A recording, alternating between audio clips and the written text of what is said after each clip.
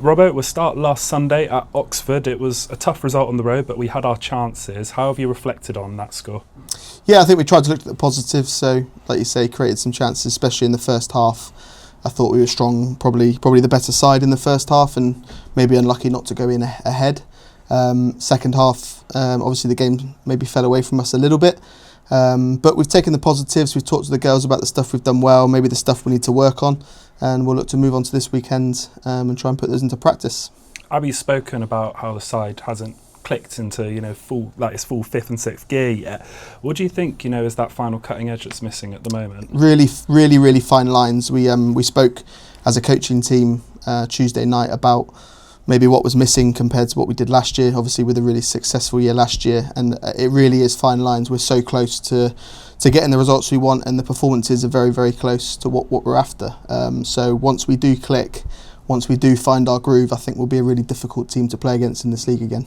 Looking past the result though, last week was Jaydee Seaman's 100th appearance for the club. She's been on quite a journey during her time at City, but has grown into the role of a real fans' favourite in red and white. How important is she to you and to the team?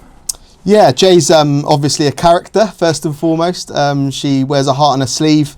She's a very passionate individual who cares a lot about football and about the football club. And we're really pleased Jaydee's with us in our squad as opposed to us playing against us in this league.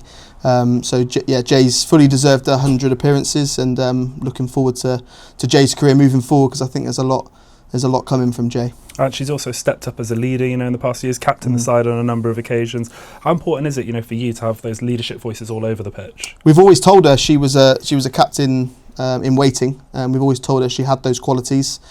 She's had to grow up a little bit over the last few years. She came in as maybe a young, slightly naive, immature character who has definitely grown up into a real leader for this football team, and I'm sure that will only be more and more as the years go on.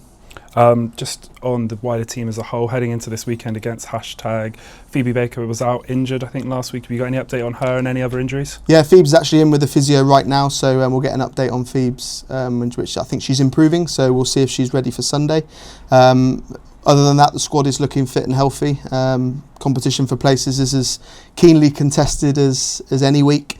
So we'll have a really strong squad to go into the # game ready to pick up a result. And # as opponents, they've had a transitional summer. Their manager left and they picked up their first win of the season last weekend. What are you expecting from them?